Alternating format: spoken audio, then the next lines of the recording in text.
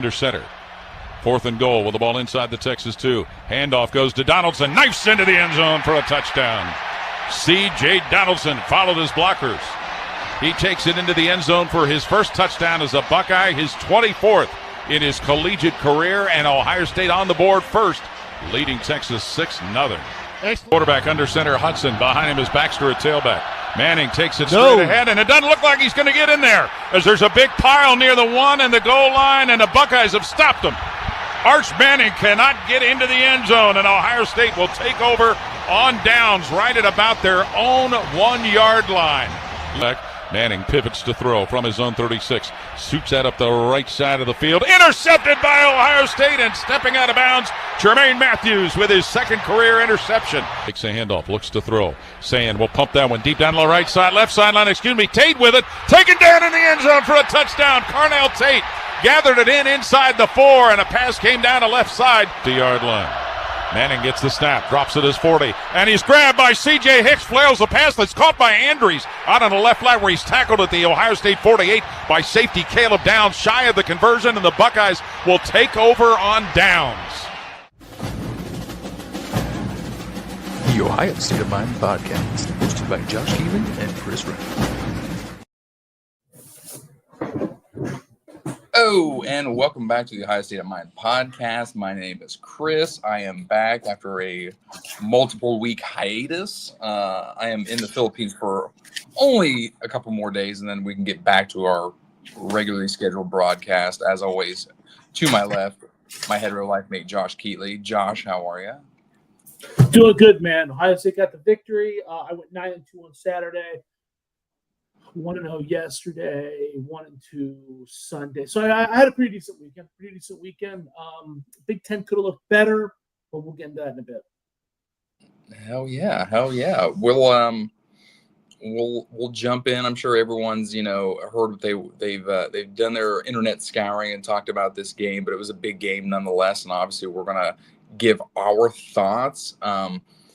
Josh, you want to go ahead and go to the next one here? I will say that I think we're both in the same vein here. We're both horny for that dub. Are we or not? Everyone thought this was going to be an offensive, showcase, but it was every bit of a defensive stronghold. Would you agree? Yeah. Oh yeah, for sure. I think that I'm trying to find some nipple jokes, but yeah, I'm empty because I'm looking at the schedule.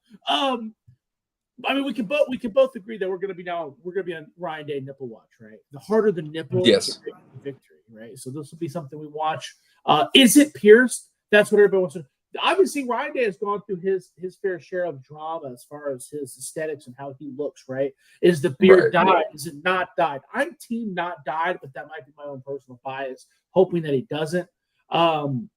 Is it Pierce? Is it not Pierce? I'm team Pierce. I hope it is Pierce, bro. I hope it is Pierce, okay? I'm watching any feed that might be online, anything that might catch him coming off a bus or in the skull session, anything that might show or give us a little bit of weight to this nipple watch. But I will go on record and say if Ryan Day goes back to back and beats Michigan, I'll get mine pierced as well. Oh, dude, I'll go on record saying that for sure. Without question. Yeah. This is there not a picture of this man in a pool that we can he had to have gotten a pierce if he was to get a pierce a while ago. So there's gotta be a photo of him in a pool somewhere, right?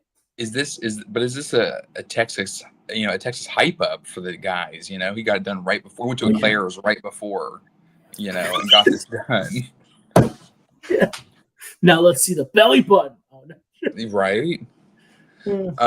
We'll talk this Texas-Ohio State game. Like we said, defensive, definitely a defensive battle. If you go to the next one here, 14-7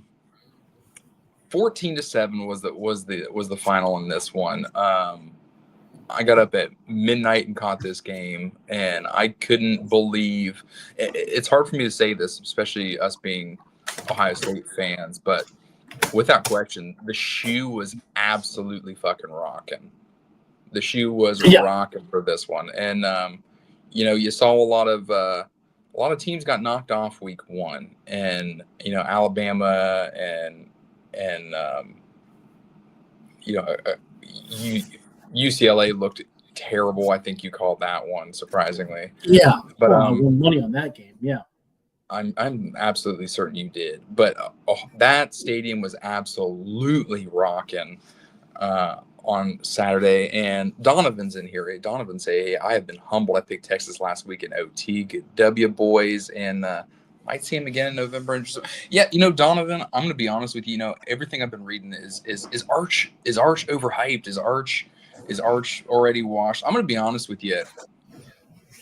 Arch didn't have a pass over 8 yards going into the fourth quarter. He had 38 yards passing going into the fourth quarter. But I think it's a testament to that Buckeye defense. Arch Manning looked bad because that coverage was damn good. I went back and rewatched it last night. The coverage was good. The schemes and the stunts, they were something that Arch Manning's never seen. And you got to think about it. Matt Patricia, he coached against some of the real Mannings. You know what I'm saying? He was coaching against the real Mannings on Sundays, and he threw a lot of stuff at him he didn't see. And it's easy to say, hey, redshirt sophomore, he didn't see a lot of these things. But they were, we saw, when's the last time we saw these simulated blitzes, we like to call them, or a coffee house stunt? I think that's what we're calling it now. Is that what we're penning them? These coffee house stunts? Well, yeah, Matt Patricia definitely, like you said, I think that we did underestimate. Well, I don't think we did at all. I think on this podcast, we were very much team Matt Patricia, and we were very much like, this is a different job. You and I have always said, not to toot our penises, but we've always said that this is a different job. We as a society have a problem looking at, okay, hey, this guy sucked here, so he's not going to be good here. You saw it this weekend again with Florida State as well. Oh, Gus Malzahn blows. No, Gus Malzahn's a hell of an offensive coordinator, and he proved it this weekend, right? Matt Patricia was a hell of a higher defense coordinator. We saw it this week. I think that I don't want to completely act like, you did that. And I also want to point out, Donovan, I apologize. We had this show spur of the moment. I know you want to give your Oklahoma Michigan tape. We talked about that last week. Talked about being in the show this week. Put it in the chat, brother. We'll have you back on the show next week for our upcoming review. So I apologize for that. That's on me, Donovan. But I don't want to gloss over and act like, yeah, this is it. This defense is great, because I do think that there were some issues. Not issues, but like it's a little like column A, little column B, right? Like Arch Manning wasn't good. He just wasn't. I think he will be good. I think he showed flashes, but he just, he wasn't good. This is his first game where he started away. I've talked about that 1,000 times. And that ended up being the best thing to bet on, was a quarterback who was making their first start in the away game. We saw it with CJ Carr. We saw it with the kid from Alabama. It was an overall theme for the weekend, and it's going to be an overall theme forever. And he just struggled. He didn't look good against UL Monroe last year in one of his 2 starts either. So to expect him to throw lights out, I don't know if that was the expectation, even if guys were getting open. We knew that the defensive backfield was always going to be a strength. I think that did prove itself correct. I think that, you are right about that. But I do think that there is another portion of this that we need to sit back and maybe not run to the bank with our national championship tickets in hand and think, maybe is Texas that good? Is Texas that good? Because I don't know if they are.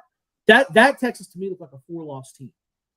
Well, I would agree with you. You got to think about it. No one's playing their best football week 1, okay, without question. And then that includes Ohio State.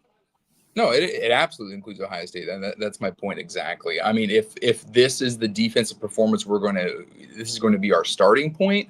I'm not going to sit here and call national championship. No question. I'm not that kind of guy. But this is a defense that has, a new signal caller there.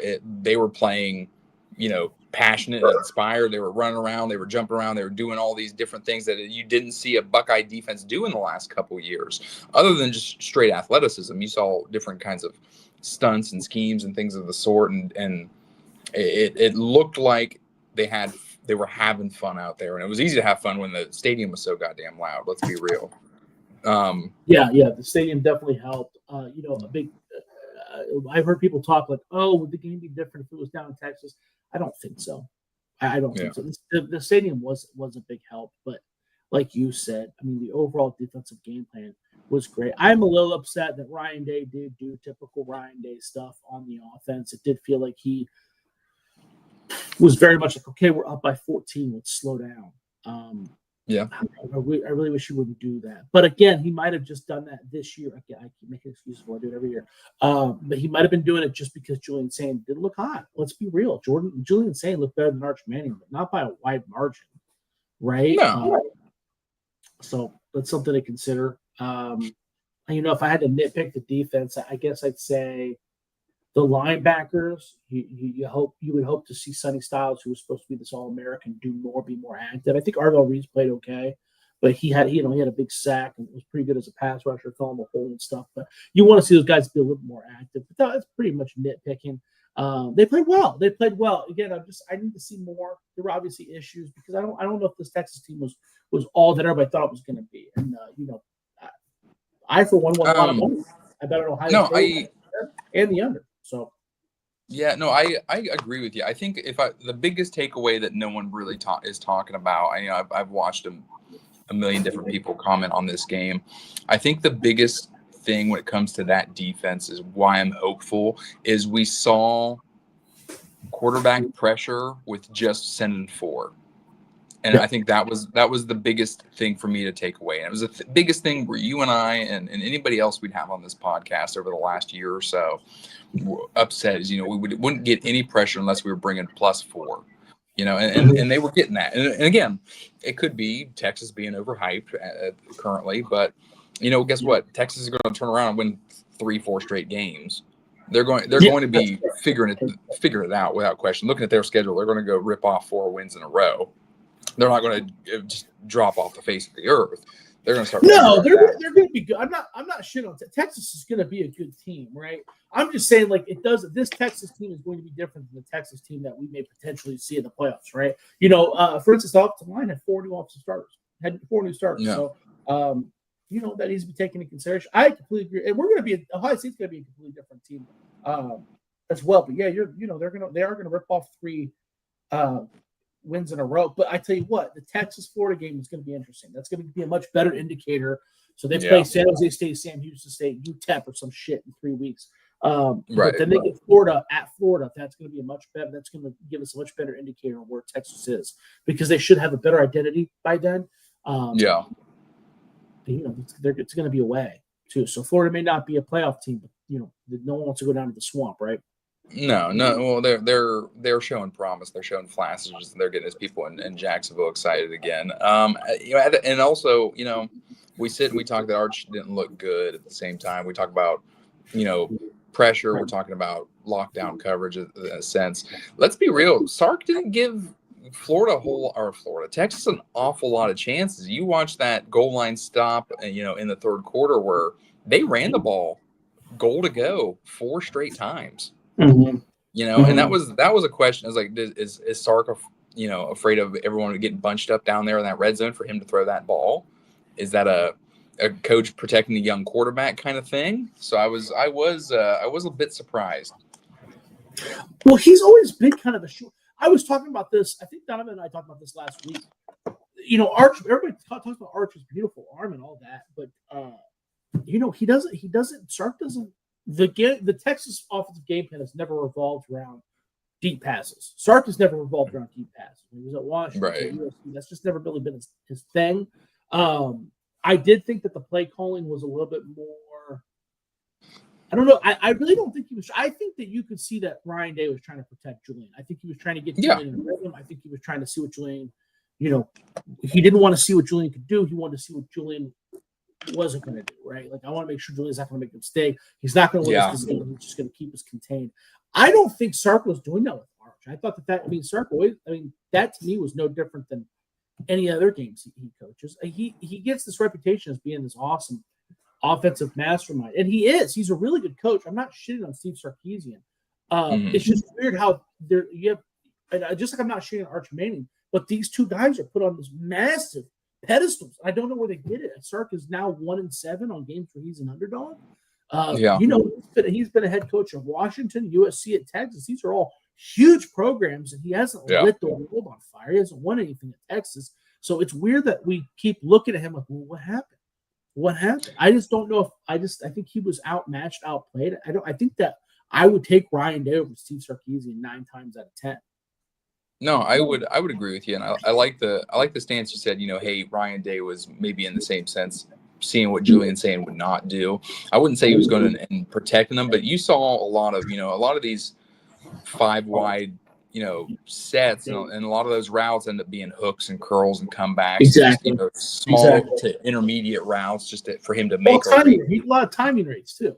It's a lot of timing as well. And everyone was wanting to see the star power and this, that, and the third. But you always, I think in a majority, I think we saw 2 tight ends to stay in there and run routes or block to protect Julian Sand more than we saw anything last week. It was a lot of two tight end sets that have that extra blocker in there.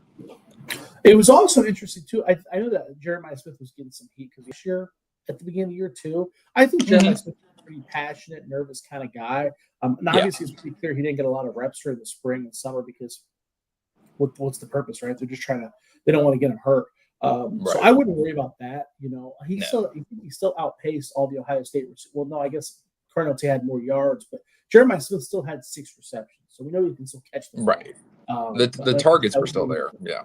Yeah, exactly. So I wouldn't worry about that. I think once Jeremiah settles down too, that's going to add an extra layer that we don't see yet. I know that Ryan Williams at Alabama kind of struggled last week too. I think he had like 3 drops as well. He might only have 2 receptions. So other wide receivers. It's the opening week. A lot of people struggle. A lot of stars struggled. A lot of stars were getting their feet back wet. So I think that once Jeremiah Smith gets his groove on too, maybe we'll see Ryan Day let Julian Sand rip it. Maybe that's another thing too. Ryan Day was feeling the vibe of like, all right, Julian Sand or Jeremiah's got some goosebumps and nerves popping here. Maybe we should chill out. But yeah, like you said, but even though the running game wasn't exactly dominant either, we talked about C.J. Donaldson all year long too. Most year of the podcast for all James Peoples. We love Peoples. I'm not bashing Peoples. We love Peoples. We think Peoples is probably going to be the starter year round. But C.J. Donaldson, you and I have been talking about how he looked quicker. He looked quicker than what you saw with West Virginia. He's healthy, and I think you saw that. I think you still saw him pop. He hits the hole really hard, and I think that he's going to be. I don't want to say the biggest threat, but I don't know, man. I think it's going to be he's probably going to be 1A. I think that people are wrong about who's going to be 1A, 1B in that backfield. I think C.J. Donaldson is probably going to be 1A because he grinds out the tough yards and he doesn't go down by the first guy. I was really impressed with the Ohio State offensive line too. I thought that they did well at defense.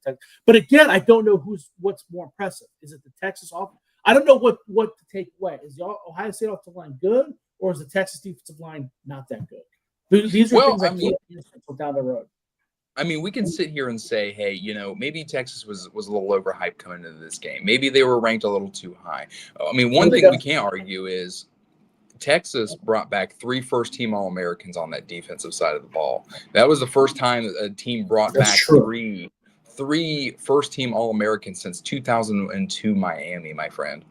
I mean, they have star power on the defense. They have kids that are going to go day one. Today. So they had 2.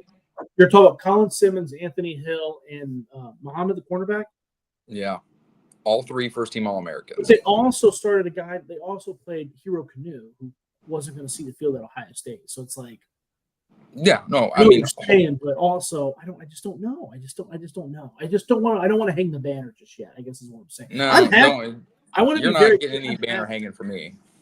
You're not getting any banner hanging for me. We're going to see a more well-rounded offense. But there are people out there that are hanging the banner. They think that they were drinking the Texas Kool-Aid, and they're hanging the banner. And I'm very excited. I think Ohio State did what I thought they were going to do, and I thought they were going to win. I thought they were going to look good. I think they look good. I do think they look good. All the things that didn't look good are excusable, or things I can defend, and things I can talk myself into. Right. No, so absolutely. I'm not bashing Ohio State at all. I just want to pump the brakes. No, your buddy, you're just talking about the other the other half of Buckeye fans. They've already raised the banner. You're not going to change them. Exactly. But Exactly. but we got a fun game, a fun opponent coming in to the Horseshoe this weekend at 3:30. We've got Grambling State. This is the first HBCU matchup since 2013.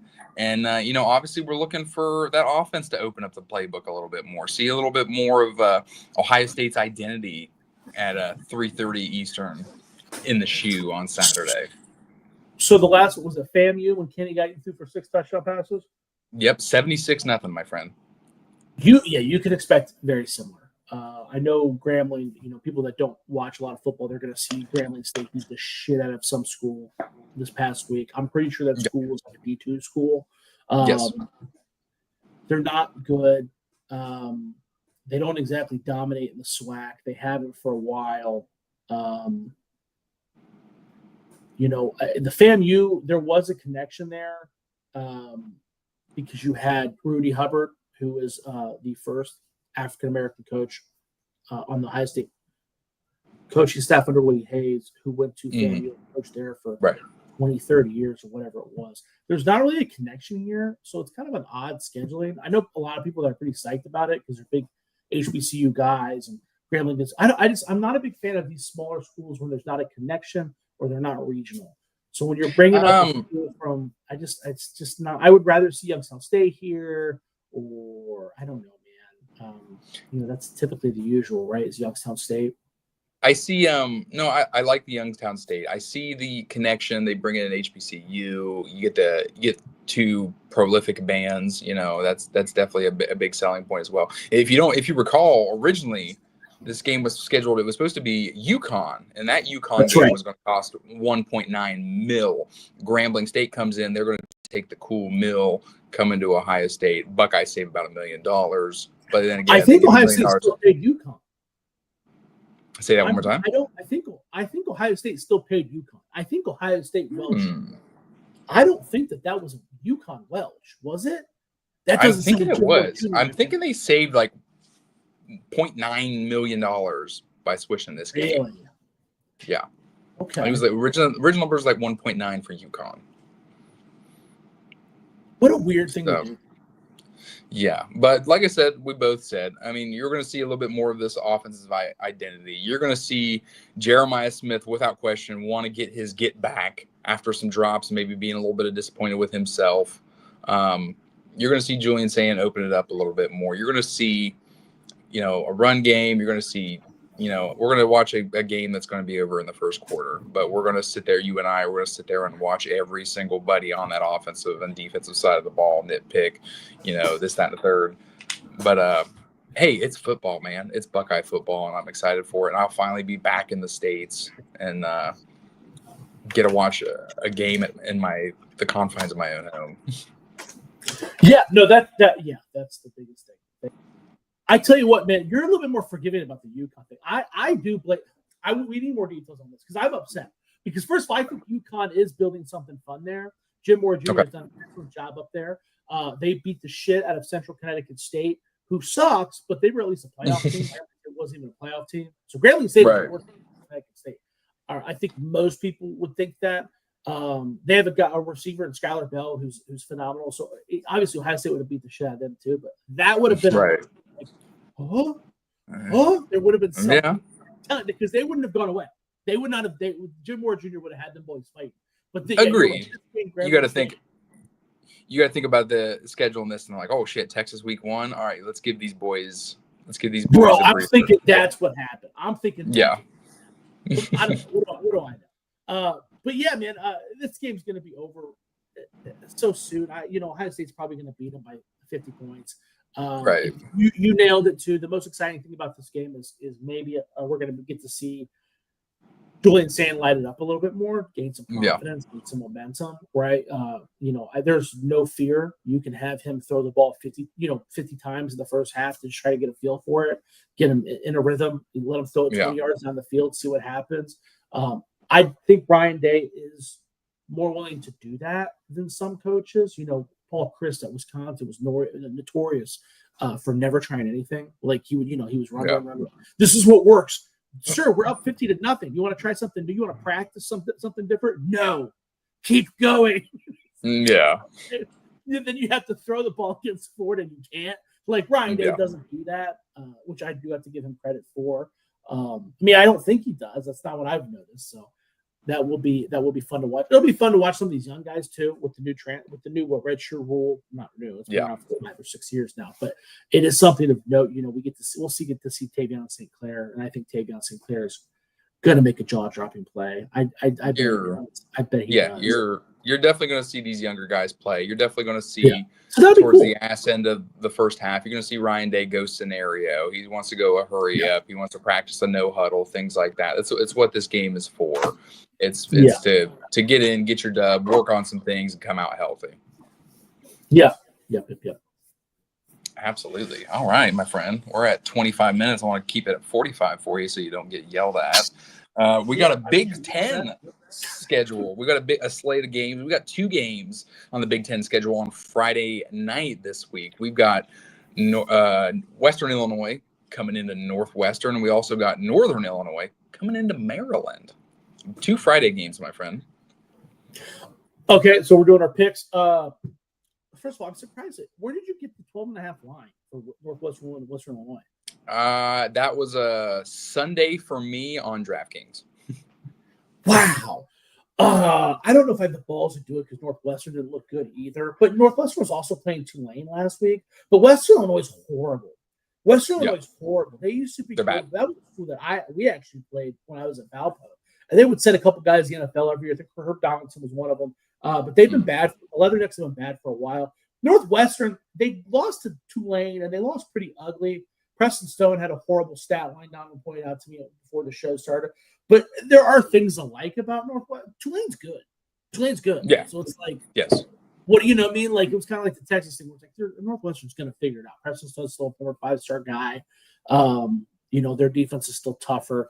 Karma was in Northwestern's way too. They fucked over Pat Fitzgerald. That all came out last week. Thank God for Pat. He got his apology. And then they also told Tulane, fuck you. They tried to wear their Katrina uniforms, I guess, too. Yes. So things were working way against Northwestern in the Karma realm. I don't think that's going to happen this week. So I'm going to definitely take Northwestern, give up the points here. I would take this all the way up to 50, dude. I would think that they're going to look to bounce back and gain some confidence here, bro. Yeah. This is a big bounce back game for Northwestern. Northwestern's going to take this one. They're still playing in their refabbed stadium at the time, but it's a Friday night game. You can check that game out. I believe it's on the Big Ten Network. Maryland, as of Sunday, was 16.5 over Northern Illinois. Both 1-0. Yeah, so Maryland looked great last week. I made some money on them. They pounded FAU. They pounded FAU worse than I thought they would. Believe it or not. But they do this every year, right? They play these teams that can't match up and they just beat the shit out of them. But Northern Illinois also looked tough. And Northern Illinois has a reputation. What that guy is built, Hammock is building there. They don't go away, right? We saw it last year when they beat Notre Dame. So is this the game? Is this the game where they beat them? I don't know if I'm going to put money on this game, but I definitely lean Maryland here. I think that Maryland can still put away a MAC school. I got a lot of athletes. No, I get you. I take Maryland as well. I thought their new quarterback looked good. It's a promising look into the future for Maryland as well. So I thought he looked well. And yeah, give me Maryland on this one. And then starting that Saturday slate, we've got FIU coming into Happy Valley. You know how we are when it comes to Penn State and covering the spread, but their spread as of Sunday was 41.5. I couldn't tell you what it is now, but we always give James Franklin the business when he's right about there, and then he just absolutely just stops, takes his foot off the brake. Yeah, man. Well, he's usually really good about beating the spread. Remember, he's the one that called that late play against West Virginia to go up just to beat the spread. I was kind of shocked they didn't beat the spread against Nevada last week. Brock Purdy's same. The spread was 43.5. So yeah, there. I would lean Penn State here. This is a lot of points. I think FIU is pretty bad. They got a new head coach as well. I know they beat the shit out of Bethune-Cookman, but Bethune-Cookman's horrible. And that was in the friendly confines of Pitbull Stadium. So now they got to go up to Happy Valley. So again, I think Willie Simmons is probably going to improve this unit, but not this week against Penn State. Yeah, no, give me Penn State all day on this one. One of the fun ones, noon kickoff. You got Illinois and Duke. Illinois at the time 2.5-point favorite. This will be a fun one, don't you think? This will be a nice little measuring stick for Illinois. Yeah, I'm very excited about this one. I'm leaning towards Illinois here. I think Illinois can put Duke away. I think that Illinois can make a statement here. I think Illinois is very good. We talked about them being a super playoff team, a possible Big Ten champion. Duke was very good last year. Duke is going to be very good again. They should have got Darian Mensah, the quarterback from Tulane. You called that with your boy Manny Diaz, and nothing should change. They beat the shit out of Elon. It's a hard game to judge because Elon blows, right? So it's kind of a hard game to judge, but we should. But this is a team that should be in the ACC championship hunt. I'm excited for Illinois. I definitely lean Illinois here. I think there should be a pretty good talent gap. Illinois beat the shit out of Western Illinois last week, and they looked pretty good doing it. But again, Western Illinois blows, so we don't really know anything about these two teams. Yeah, no, wholeheartedly. Give me Illinois. I think the fun one. You got Kennesaw State coming into Indiana. I don't know if you saw that score line for the Kennesaw State game last week. I believe it was a 9-10 game. Yeah, dude. A 9-10 game. Yeah. Yes. So I won that bet. I took the under on Kennesaw State, Wake Forest. Wake Forest is bringing in a new coach. Dave Foster in a weird system. I think Jake Dicker's there now. It's going to take a little bit and then Kennesaw State, they're going from a triple option to more spread tack with their new head coach as well. Did I think it was going to be 10-9 with an ACC team? No. But I did win the under on that. Kennesaw State, they're still bad though. Yes. You know what I mean? Like this doesn't prove anything to me. This just proves that Indiana also blows. So Wake Forest also blows. So I think Indiana, given the 35.5. Now the problem with Indiana is that they didn't look good last week either. Old Dominion hung around for way too long. So that is something to monitor. But as of now, I do lean with Indiana. Yeah, I'm going Indiana as well. They did not have a stellar showing last week. We can chalk it up to a lot of new parts on that Kurt Signetti team, but give me Indiana. You've got Iowa coming into their rivalry game week 2 into Iowa State. Rocco Becht is going for his third start of the year already. Isn't that wild to think? They already played that game in Dublin, but I like the fight in that team, and you got to give me Iowa State on this one. Yeah, man, I love Iowa State. I won some money on them when they beat the shit out of Kansas State. Iowa State's tough. Rocco Becht's tough. They returned a shit ton of stars. Matt Campbell's one of the best coaches in college football. He gets shit on too much. He's rebuilt that program. Last week was supposed to be a sleepy spot. I know a lot of people bet on South Dakota. They were dead wrong. Iowa State ran them out of the fucking building. Iowa's tough. Iowa played Albany last week, and they looked all right. I mean, Albany sucks, so it's hard to it's a hard game to gauge. But Iowa State's got a real test. They have had a real test. They've accomplished it. They know what they're doing. They're developed. So Iowa State, man, I'm with you. Yeah, no question. You got Northwestern State walking into Minnesota. Minnesota at the time was an 18.5-point favorite. Give me Minnesota. I did not. That's the one Big Ten team I didn't get to catch this last week. I didn't see any Minnesota, but I'm going to be real with you. It's Northwestern State. Yeah, man. I'm also going to go Minnesota here because Northwestern State blows. I think they got the shit kicked out of them by Albany by Alcorn State last week, right? Or did they beat Albany? Yes. No, they beat Alcorn. They did. They beat them. Yeah, they're 1-0. But both those teams suck. So Minnesota, right? They did not look good against Buffalo, but I don't think Buffalo's horrible.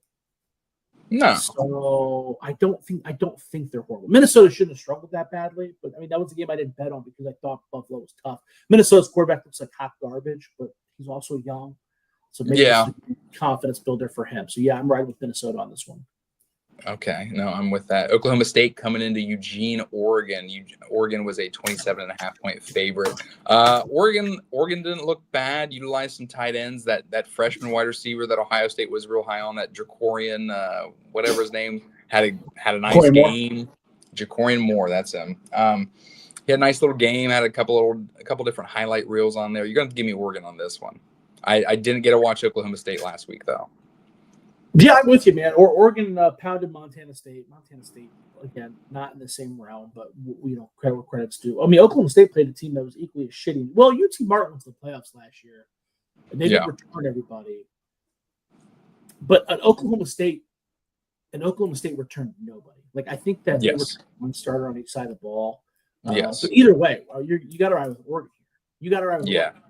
We're going to ride with Oregon. You got Rutgers playing their second of a back-to-back MAC schools. They played a very tough Ohio team last week, and that was actually an exciting game. But you've got the Miami Redhawks coming in and into Jersey taking on Rutgers. Rutgers is a 13.5-point favorite. Yeah, this one's a little tougher because Rutgers looked like shit, and Miami looked good against Wisconsin. But with that said, Miami's quarterback, DeQuan Finn, the big transfer from Baylor, who was originally the player at Toledo, looked like shit. So did Miami look good, or did Miami look good because Billy Edwards got hurt at Wisconsin and the backup of Wisconsin's not good? That I don't know. I don't think Miami's bad. That was a team that I thought was pretty good. I think Chuck Martin's okay. But I also think Rutgers is okay, and I think Parker Navarro is better than most people thought. Agreed. I'm gonna ride with Rutgers. I don't know if I'm gonna put any of my own money on this game though. No, I could see Rutgers pulling off maybe a 10-point win because I don't think Miami's that bad. Yeah. I do think they should win. I would hope that Rutgers would beat them. I would hope that Rutgers would beat the spread to kind of just build that momentum. Yeah, and then you've got Middle Tennessee coming into Camp Randall Stadium taking on the Wisconsin Badgers. Do we have a quarterback certainty for Wisconsin? Is Billy Edwards back? Dude, it doesn't fucking matter. No. If I'm Luke Fickell, I'm not playing Billy Edwards in this game. Middle Tennessee got their ass stomped by Austin Peay. Austin Peay is so bad that like a fifth stringer for Ohio State started there last year at running back 2 years ago. Austin Peay's bad. Middle Tennessee's bad. Middle Tennessee might be one of the worst teams in college football this year. I was so shocked to see that. They got their ass beat by Austin Peay. Wisconsin looked like shit too. Don't get me wrong, Wisconsin looked like shit. But that was because Billy Edwards was hurt. This will be the one game where this backup quarterback looks good. And then hopefully Billy Edwards gets his ass back. Get this shit back together. And we both got Wisconsin. College game day at Norman, Oklahoma. We've got Michigan and Oklahoma. Obviously, these ratings are, as of earlier this week, Oklahoma's gone up. I think Michigan's probably right around that 14 as well. Who you got in this one, my friend? Yeah, I'm going to take Oklahoma, man. Bryce Underwood didn't look bad. I think he holds on to the ball too long, which is a very freshman thing to do. I think he'll get that figured out, but I think it's too soon. It's too quick to turn around. We saw it last week, right? What was the big theme? Guy making their first away start, bet against them. John Mateer got his feet underneath him against Illinois State this past week. Oklahoma looked pretty good. Not great, but looked pretty good. Looked way better than Michigan. Michigan struggled with the New Mexico team. Might be better than most people think, because I think that Jason Eck is a good hire down there. But New Mexico also was destroyed through the transfer portal. So they played in it overall was not a good showing for Michigan. So yeah, I'm taking, again, haven't put my real money on it yet, but I'm looking towards Oklahoma. I'm gonna take Oklahoma. I'm gonna take the over. I think they can squeeze out a field goal victory here. I think there's going to be mistakes aplenty on both teams. I see some sloppy football to start, but give me Oklahoma on this one. Akron coming into Nebraska. Patrick Mahomes Jr. He's got some new offensive weapons. They were flinging the ball around in a high volume week one. It's Akron. Let's be real. I can see it. Nebraska pulling this off. Yeah, man, I'm going Nebraska. I watched the Akron game. I had money on the Akron-Wyoming game last week. Wyoming ran them out of the building on the stat sheet. There was just some weird turnovers and shit that happened. Akron's not good. Ben Finley is not good. Why he wanted to stay in college for a ninth year, I don't know. But yeah, Akron's bad. Akron's horrible. Cincinnati's not bad. A lot of people are shitting on Nebraska, kind of being like, "Oh, Nebraska's going to blow again." I don't know if that's true. I think that Cincinnati's, Brandon Sorsby looked okay. Dante Corleone is back. He's one of the better players in the country. Scott Satterfield's fighting for his job, and Nebraska broke in a bunch of new weapons. We talked about that. That's a reason I didn't bet on that game last week. I don't know if I'm going to bet on this game either because the spread is so high, 35.5. But Nebraska should be able to handle business against Akron with pretty little effort. No, I agree. USC bringing Georgia Southern all the way to the Coliseum, 27.5-point favorites. Shame on you, USC. But give me USC on this one. Yeah, man. USC looked great last week. I know they played Missouri State. Yeah, I think you're in the ballpark. Yes, Missouri State. Because Missouri State, that was their first ever FBS game. So I know that they played Missouri State, who wasn't very good. The spread was like 40 points, but they beat them like 77-7. Yeah. They looked good. They looked really good. They looked ready to play ball, brother. So, and Georgia Southern got their ass waxed against a Fresno State team that's not good. That's the team that played E.J. Warner and got their ass, was not exactly great against Kansas. Right. So, yeah, that's it. Georgia. There's a little bit of a unique connection there. Georgia Southern is coached by Clay Helton, who used to be the head coach at USC. So that'll be a fun little watch. But yeah, USC should pound the shit out of them. Yeah, you've got both 1-0 Boston College coming in to East Lansing. Michigan State was a 3.5-point favorite. Yeah, man, fuck Michigan State, bro. I'm so pissed about how they fucked me this last game. Western Michigan spreads 23.5. You motherfuckers were up by 20 points, 25 points, whatever. I was winning. I was winning the bet. You put in the backup quarterback whose only pass was a fucking pick six. Throws a pick six immediately. I lose my bet. So fuck Michigan State. I wrote down my little preseason stuff here. I believe I picked Michigan State. I think I stand by it. I did. I said it'd be close. Boston College did look good. No, Fordham sucks. Fordham's terrible. But they didn't pound the shit out of them. It was weird too because I think it was. I don't remember. I don't think they pounded the. I think it was like 17-10 going into half. Yeah. It was 21-3 going into half. And Boston College was like, okay, let's do some.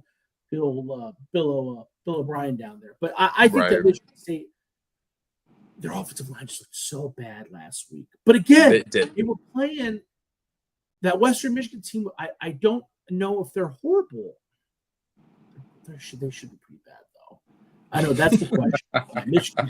Michigan State's off the line look bad. I'm going to take Michigan State here, but I don't know if I'm going to be betting on this.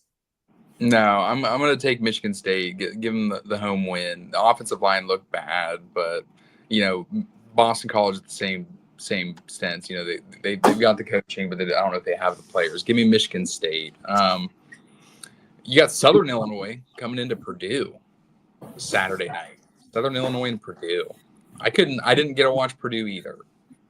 Oh man, Purdue looked good. Purdue beat the fuck out of Ball State. There were, which was as expected. Well, Purdue was rightfully so. 17.5. I didn't bet on that, but here's the thing: I didn't bet on it. The reason I didn't bet on it is because Purdue lost everybody to the transfer portal. I think every team, if you go look it up, every team in college football, I feel like has a Purdue player on it. I mean, it's crazy. They were just absolutely. Well, I mean, we talked about that in our preview of Purdue. I said, I think the statement I said was like, I've never seen a team so depleted that didn't get NCAA sanctions than Purdue. Yeah, that's the truth. That's the God's honest truth. So I didn't bet on it. And Ball State, they didn't hire a coach from Butler who's okay.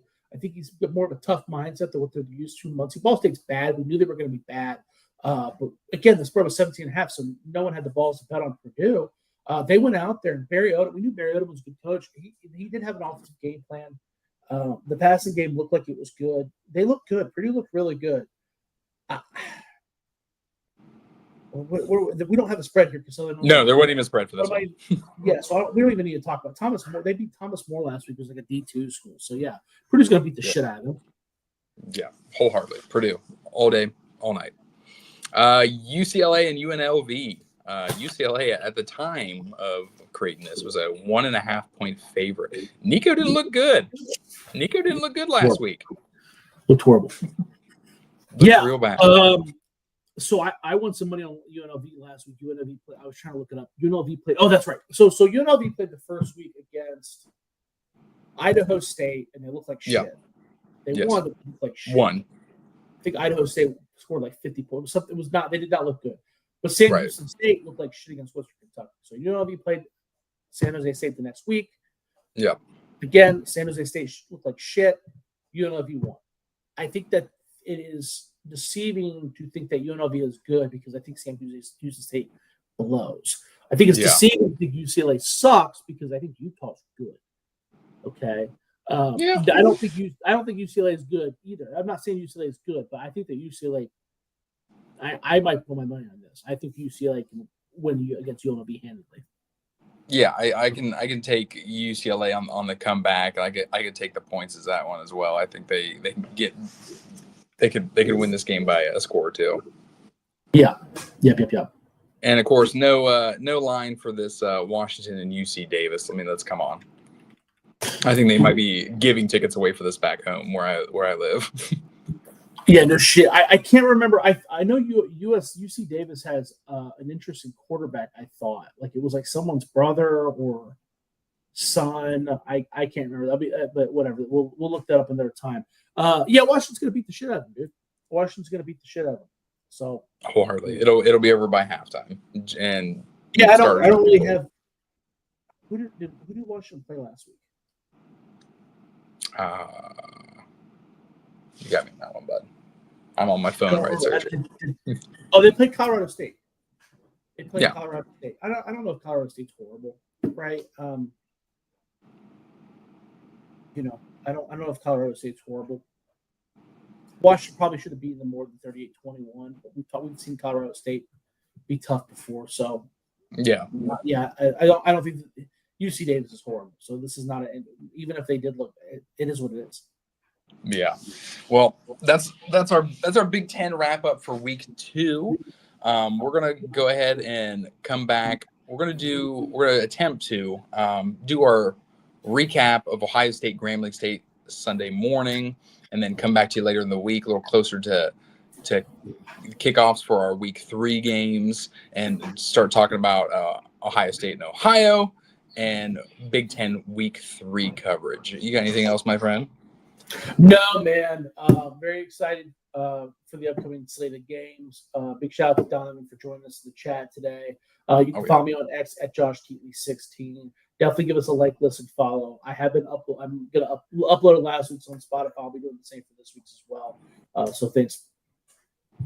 Absolutely. I'm excited to be back in the States this week. Get to watch some football in the confines of my own home. We can get back to a regularly scheduled broadcast here and get back to a little bit of consistency. But each and every one of you that jumped on, we greatly appreciate it. Give us a like, give us a follow, give us a subscribe, and we will see you here come Sunday. All right, we're out. And we're out. Go Bucks.